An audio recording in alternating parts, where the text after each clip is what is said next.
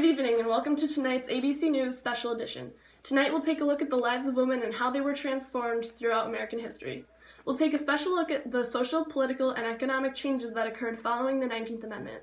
Alissa, how are you this evening? I'm great tonight. How are you, Kayla? I'm pretty good. That's fantastic. Thank you. So, can you tell our viewers at home a little bit about what life was like before the 19th Amendment? Definitely, but I'm not going to sugarcoat it for you. It was not pretty. During the time, there's a social policy in store known as separate spheres, where women were separated from the realms of men. Now, women were expected to be subservient to their husband's every will. They were supposed to tend to their homes, and they were supposed to raise their children, while men were supposed to work and bring in finances to support the family. Now, these were definitely different worlds. And not only that, but the political worlds were two separate things.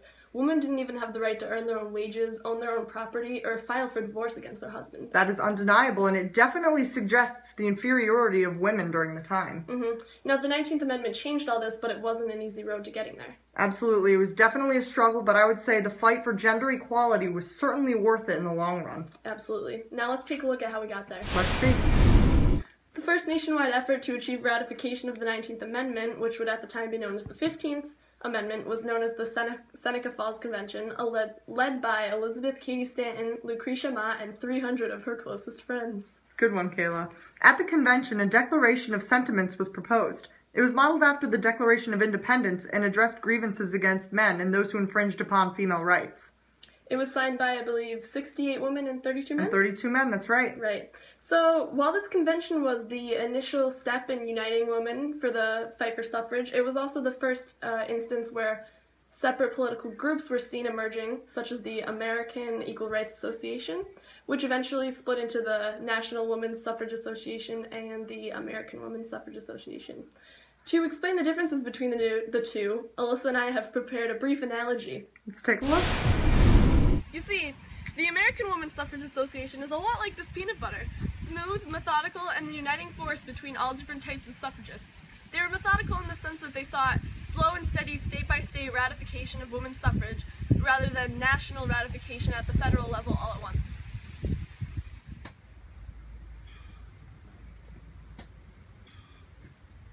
You know what, now that I think about it, the National Women's Suffrage Association is a lot like this jelly. It's messy and unpredictable. But you know what they say about high risk, it yields high reward. And by taking their fight for suffrage to the national level, women were proving how bold that fight really was. And now that I think about it too, we make for a great political sandwich. Prior to the 1960s, the expansion of female rights became evident through flapper culture and the Daughters of Bilitis. Flapper was the term that certain women alive during the 1920s were coined. These women were categorized by their provocative clothing style, consisting of knee-length skirts and dresses, V-neck shirts, high-heeled shoes, whose heels rarely exceeded an inch or two, hats, and headbands. These articles of clothing were often accompanied by scarves, stockings, lipstick, and short bobbed hair. During the 1920s, this style was considered cutting-edge and suggestive. In addition to the death of conservative clothing, flappers were progressive in the sense that their lifestyles disregarded the status quo. Dating replaced courtship, and women were able to enjoy a more openly promiscuous relationship. Altogether, the flapper culture that emerged in the 1920s contributed to the wider spread feminist movement and resulted in breaking down stereotypes to achieve social liberation. Prior to 1955, lesbians were heavily persecuted and faced inevitable discrimination, from police harassment to public scrutiny and other forms of mistreatment. The organization, the Daughters of Bilitis, created in 1955 by Del Martin and her partner Phyllis Lyon, initially sought to function as a social group for other closeted women who wished to discuss their sexualities in an open and friendly environment, rather than the typical hostile one within the United States at the time. The social group soon transformed into the first lesbian political rights organization, which sought to educate the American public about the legitimacy of lesbian sexuality, to express acceptance for all women struggling with their attractions, and to augment lesbian voices in American politics. The formation of the Daughters of Bilitis in 1955 marked an initial push for female and LGBTQ equal treatment under the law, and signified the progression of equalized social perspective of individuals regardless of their gender and/or sexuality. The expansion of women's rights were evident in the 1960s through Griswold v. Connecticut, the Equal Pay Act, feminine mystique, the Civil Rights Act of 1964, Executive Order 11375, and Title VII. Griswold v. Connecticut, a landmark 1965 case, resulted in the overturn of a Connecticut state law that prevented people from using any drug, medicine article, or instrument for the purpose of preventing contraception. The Supreme Court ruled in a 7-2 vote that the Connecticut law violated the right to marital privacy. The decision in Griswold v. Connecticut to lift the ban of contraceptives in Connecticut, thus making the utilization of such preventative methods legal in every state, inspired future Supreme Court decisions in Eisenstadt v. Baird in 1972, granting unmarried individuals the right to utilize contraceptives, and Roe v. Wade in 1973, granting women the right to have an abortion. Griswold v. Connecticut marked the determination of banned use of contraceptives in every state, inspired decisions in future Supreme Court cases, and expanded the rights of female privacy and independent decision-making in regards to their own bodies. There's a new report about women in the workplace. It shows that despite the huge strides women have made, they continue to earn less than men and are making little progress entering management. Today, members of Congress will be looking into this. Our Claire Shipman reports.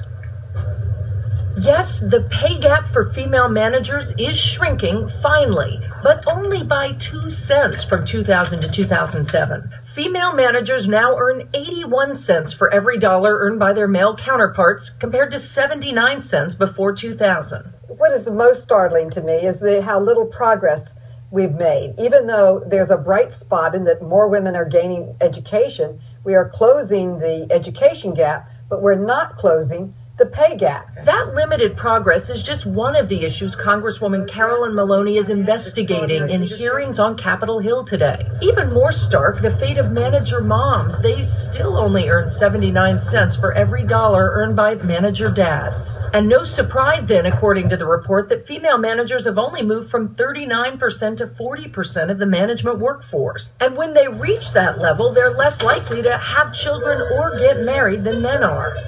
It's news that seems to fight the recent headlines. Women are getting more college and graduate degrees, becoming the majority of the workforce, controlling consumer spending, out-earning husbands, all while men seem to be losing jobs and momentum. Women are major contributors to the economy. They make the major consumer decisions. So the prejudices that exist are based on ideas that we had from another time, another kind of economy, another type of family life that don't exist today. The only positive spin that anybody could put on this for me last night is that what we're seeing is a lag between the economic reality of what women are contributing and what they're getting paid. The Equal Pay Act of 1963 was a piece of federal legislation that revised the Fair Labor Standards Act, which established a national minimum wage and fair working hours by looking to lessen the wage gap between men and women by implementing an equal pay. President John F. Kennedy in Congress professed that gender discrimination in economics prevented female workers from attaining pay that would provide for sustainable living, caused disputes between employers and their employees, and unconstitutionally prevented women from obtaining civil liberties that men received. The Equal Pay Act of 1963 lessened the financial gap between a woman and a man's earnings. However, the income was never completely equalized, considering that women make only 78% of what men make, emphasizing that gender discrimination still exists in the wide spectrum of American politics. The Feminine Mystique, a novel written by Betty Friedan in 1963, focused on the mundane lifestyle of females at the time, which was limited to tending to the household chores and raising children. Very few women during this era pursued a career outside of the home. The Feminine Mystique deemed this lifestyle the modern cult of domesticity, and blamed the habitual housewife duties as the source of a growing discontent among women throughout the 50s and the 60s. Ultimately, the novel challenged women to put their own lives under the microscope and to determine whether they were truly satisfied in their attempt to live up to societal expectations. Many women, upon answering this very personal question, were inspired to demand equality. Thus, the second wave of feminism was spurred, resulting in a flurry of legislative changes from the 60s to the 80s, including pivotal adjustments such as the Women's Educational Equity Act of 1972 and the Equal Credit Opportunity Act of 1974. The Executive Order 11375 was enacted by President Lyndon B. Johnson in 1967 and sought to prohibit discrimination against women enrolling in educational fields and entering the workforce by employers and hirers. The Civil Rights Act of 1964 previously did not include the category of gender in regards to outlawed realms of discrimination, and therefore women could legally be denied entrance into the workforce and into public universities. The legislation was endorsed by liberals and progressives, but was disliked by conservatives who believed that women prefer their subservient and traditional lifestyles and did not wish to enter the workforce or to attain professional educations. The executive order translated itself into the Carter administration of the late 1970s and was utilized to prosecute big businesses and executives who were guilty of finding discreet ways to prevent women from entering the workforce. The Executive Order 11375 of 1967 introduced the first gender-based American affirmative action policy and expanded the rights of women by prohibiting the prejudicial prevention of women entering the workforce and enrolling into educational fields. Title VII is defined as the protection of individuals against employment discrimination on the basis of race and color, as well as national origin, sex, and religion. It is incorporated into the Civil Rights Act of 1964 and focuses specifically on putting a stop to workplace discrimination. The title makes it unlawful to discriminate against any individual in regard to recruiting, hiring and promotion, transfer work, assignments, performance measurements, the work environment, job training, discipline and discharge, wages and benefits, or any other term, condition, or privilege of employment. Essentially, the title forced employers to view men and women as one and the same, making this piece of legislation a monumental step in achieving gender equality for various reasons. Title VII was established about a year after the Equal Pay Act was introduced, making the early 1960s a pivotal time for women in the workplace. During the 1970s, the expansion of female rights became evident through Title IX, Eisenstadt v. Baird, Roe v. Wade, Schultz v. Wheaton Glass Company, the Equal Credit Opportunity Act, and Women's Educational Equity Act. Title IX, it's just a short clause in a law that requires equal opportunity for women in all aspects of education, including sports. It changed everything for female athletes. Most women in sports today can't remember a time without Title IX, but they benefit from it every day. I spoke with one of the law's early champions, tennis great Billie Jean King. That was the whole purpose. It was about social change. In 1973, the nation was captivated when 29-year-old Billie Jean King defeated tennis ace Bobby Riggs in a match dubbed the Battle of the Sexes. A match met with more fanfare than any other in tennis history. For King, it wasn't about proving she had the skill to beat a man on the court. It was about the future. Why was that so important to you? Because it was about much more than a match for you. Oh, it was about social change. You have to remember in 1973 when I played Bobby, or in 1972 when Title IX was passed, women could not get a credit card on their own without it being co-signed by a male, for instance, just to give you one example. And I knew that my match against Bobby Riggs was about social change. The change had begun in Washington 1 year earlier, 1972, with the passage of Title IX. An amendment to the Civil Rights Act, which granted women and girls equal access to federally funded education and related programs. But it's most commonly known as the bill that gave girls equal access to sports. At the time, only 1 in every 27 high school athletes was female. Now, as a result of Title IX, 2 out of every 5 varsity athletes are girls. Without Title IX, women wouldn't have even been in the game. Probably one of the most important pieces of legislation of the 20th century. We could see the golden goal, Mr. President. One of its most visible milestones came in 1991, when the U.S. women's soccer team won the World Cup. Mia Hamm was part of that legendary team that proved female athletes could play and win on a professional level. Like her teammates, Hamm credits much of her success to that landmark legislation. I wouldn't have had a career without Title IX. I think first and foremost, I wouldn't have been able to, play soccer or any sport that I liked in high school Yet despite the gains by athletes like Ham and the generation of girls who can't imagine a time when they couldn't play on the same field as the boys, Ham believes Title IX's work is far from over. I would love to be in a state where we don't need it, but right now I think it is relevant. I think we still need to consider and create those opportunities for young girls. Sports is a microcosm of society. When we take care of both genders, the world is in a good place. It's when we leave somebody out that's not good. We still don't have as many opportunities. Much more to do. A lot more to do. It's going to be never ending because you always want to create more opportunities for both boys and girls anyway. Even if the women were, let's say we're even, you still want to have more for both. Mm-hmm. It's good. It'll keep you busy. Oh, for me? I'm not finished yet. Like you need one thing more to do. I love it. Title IX focuses on establishing gender equality education.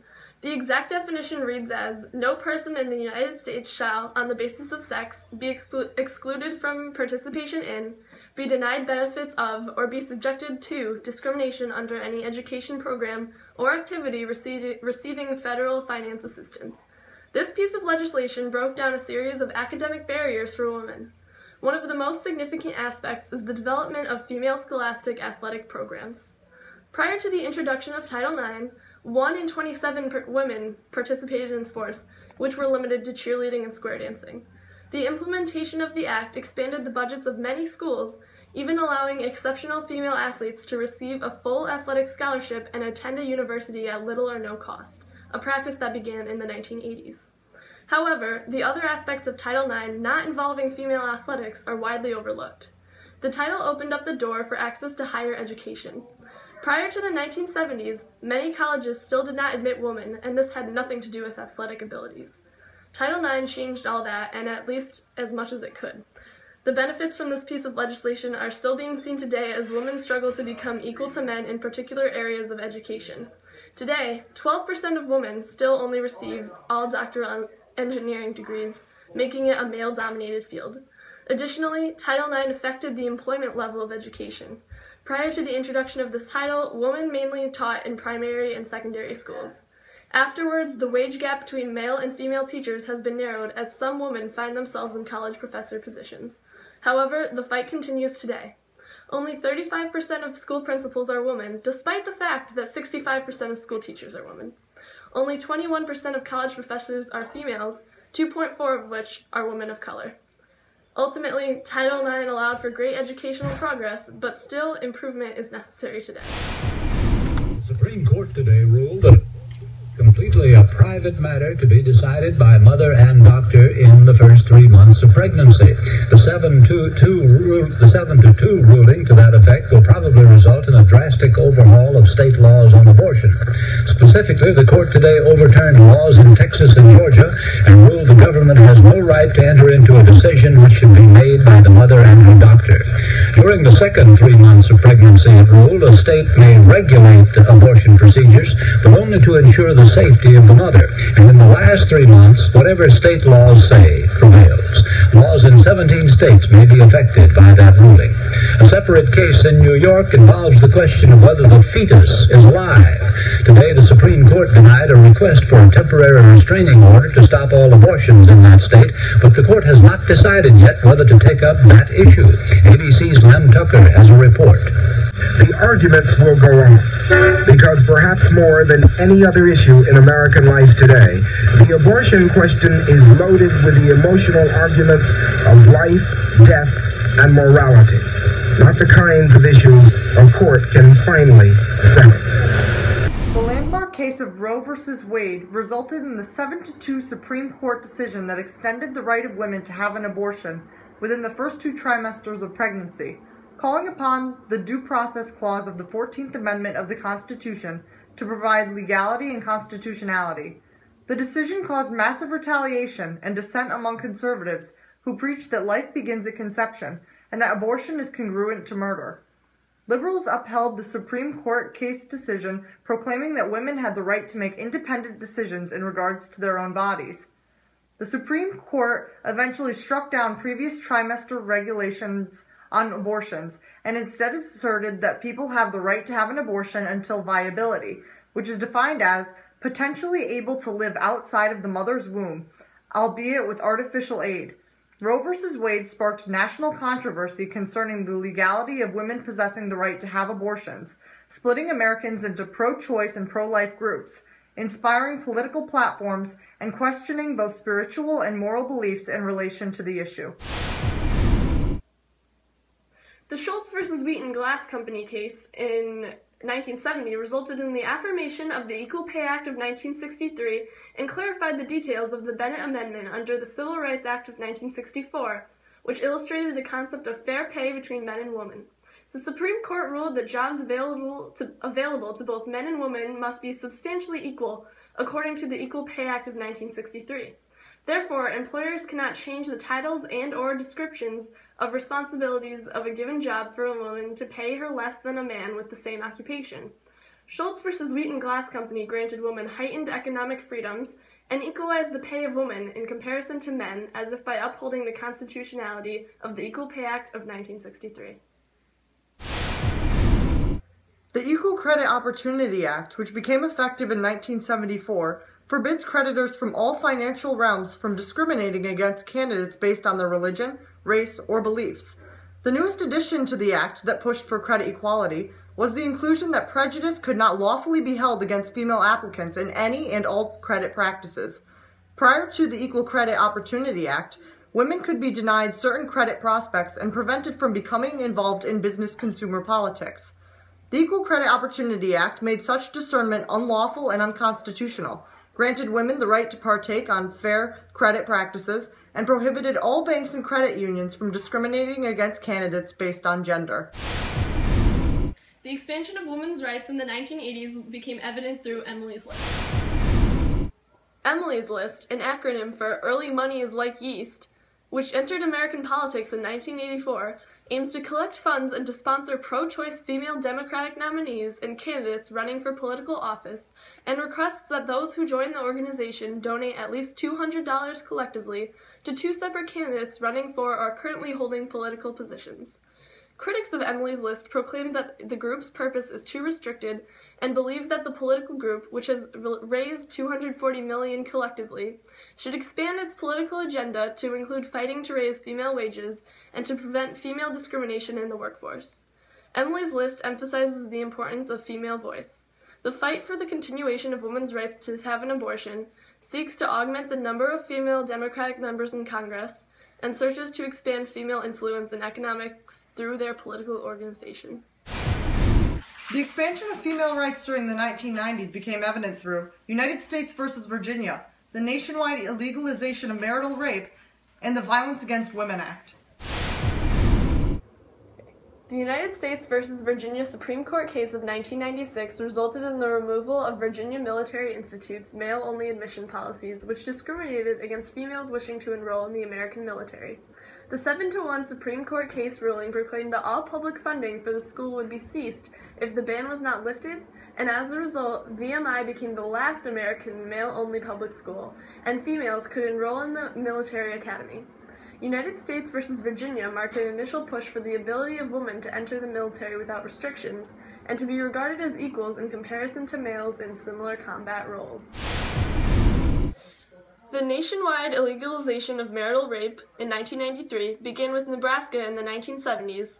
The United States began to outlaw the continuation of marital rape, which had previously been considered socially acceptable because women were expected to be subservient to their husbands, every woman desire.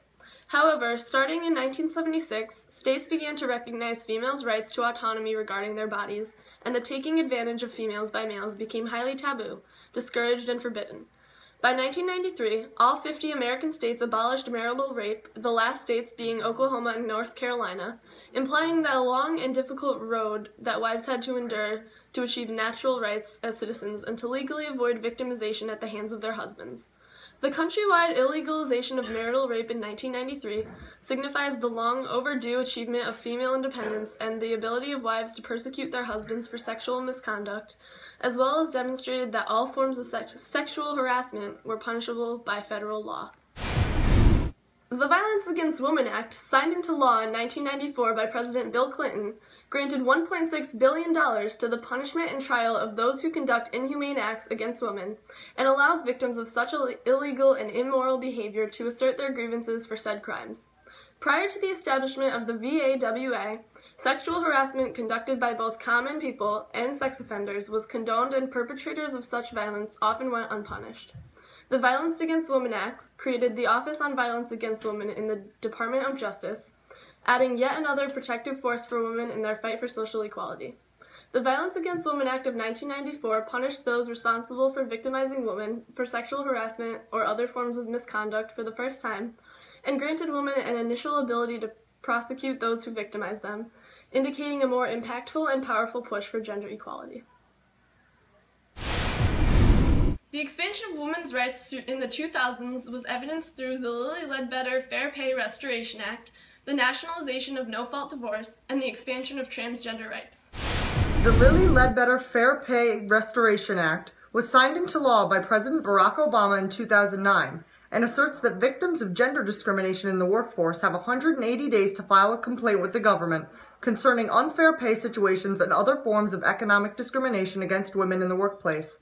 Prior to the Lilly Ledbetter Fair Pay Restoration Act, women continued to fall victim to changed work titles to enact lesser pay for the same job that a man held, and often received lesser wages than their male counterparts because of the gender discrimination. The Lilly Ledbetter Fair Pay Restoration Act received criticism from conservatives who claimed that the legislation sought to put money back into the deep pockets of the government, but was commended by liberals and progressives who wished to see equalized pay for women in the workforce. The Lilly Ledbetter Fair Pay Restoration Act seeks to grant women the opportunity to file complaints against employers for gender discrimination in the workforce in regards to pay and to change titles for the purpose of offering lesser pay for women. And welcome back to Law Talk Wednesday. Joining me now is Sue Dobner, who is a divorce attorney from Ziff Law Firm. That's right. And our topic today is New York State, right, Sue, is thinking of actually bringing back a no-fault divorce legislation.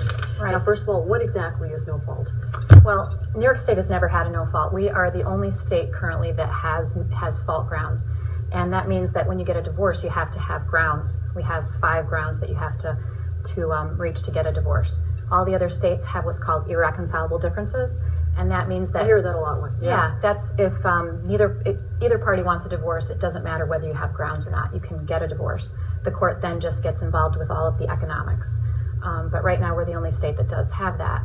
Okay, so what is, let's say if this, if New York State does go ahead and this goes through, what are, let's say, some pros and cons of this?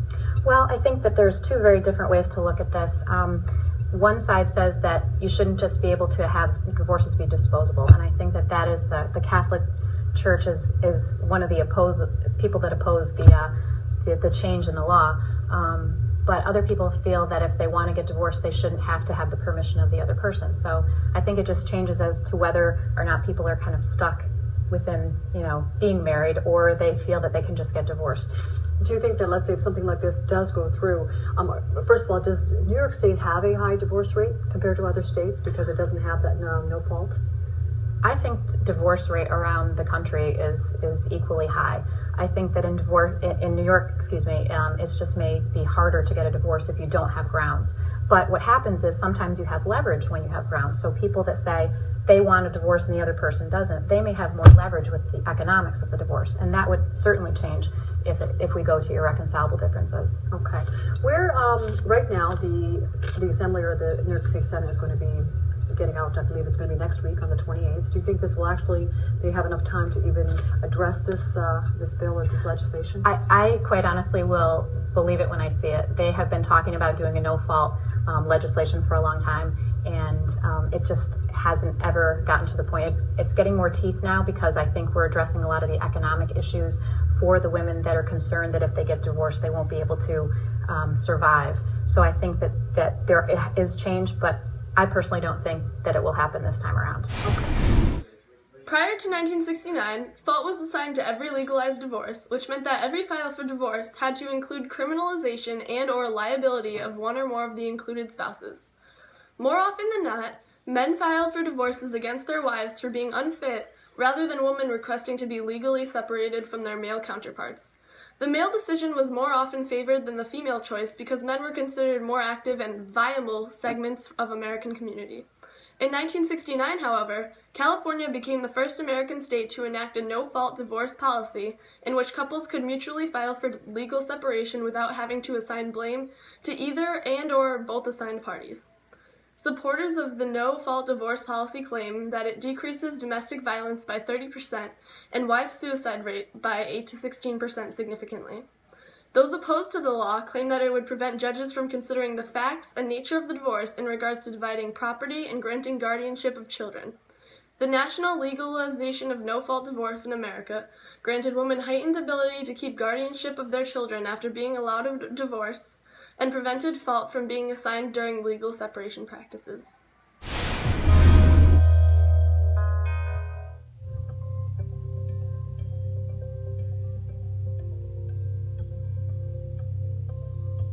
Hi, it's Landon for Dr. Joe.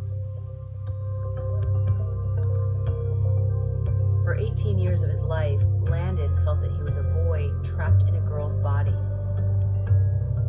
But testosterone treatments had given him his first real hope of becoming his true self, of having his body match his mind. How do you feel? Good. Dr. Joanna Olson is one of the few pediatricians in the country that helps transgender adolescents physically transition. And I wanted to get a better sense of what her patients and all transgender people were going through. What is transgender? So transgender actually is an umbrella term to identify people who have a different internal sense of gender or gender identity that's different from their physical body, their organs. So when you say trans girl, what does that mean? So when I say trans female, I mean someone who was born with boy parts, primarily a penis, who identifies as female, and over time they make their body match as close as they can to their identity. And a trans male would be the opposite. Does a patient have to be a certain age for you to see them? No. So I'm seeing kids from as young as 4 all the way up now through 25. Do you ever get nervous that kids like 5 or 6 years old might just be confused? When did you know that you were a girl? Pretty early, right? Because gender identity is around 3 to 5 years old. Now, the reason that so many people ask this question is because cross-gender play is very common in childhood, right? Like lots of little boys, they want to wear dresses, they want to paint their nails, it's fun. And if that's a phase that passes, then you don't have a transgender kid. That's just a passing phase. But if it starts to be persistent and consistent and you see a level of intensity to it, like, for example, I want to cut my penis off, I pray every night that I'm born in the girl body, you can imagine that provokes a lot of anxiety. Has anyone ever changed their mind? No, I've never had that happen. This is not someone who's like, maybe this will pass, we'll just wait. This is someone like, wow, our kid's really been persistent and consistent with this behavior. Those kids, I think, are not likely at all to go back. Are you seeing more patients with gender issues of late? We are seeing more, and one reason is the media. There's also the internet. Many, many young people, my adolescents, say, I didn't realize it till I was on the internet and I saw this phenomenon that named exactly how I felt. And I said, that's me. I'm a transgender female, or I'm a transgender male. There's one other aspect too that I think is really important, and it's the different way that people communicate with their children now. They're having conversations with them, not at them or down to them, or children should be seen and not heard. So in the past, it might be way less likely that a child would have a discussion with their parent about their gender. And I think that's why we're seeing a greater emergence and also a younger emergence. Prior to the 1960s, little was heard of concerning transgender people and culture.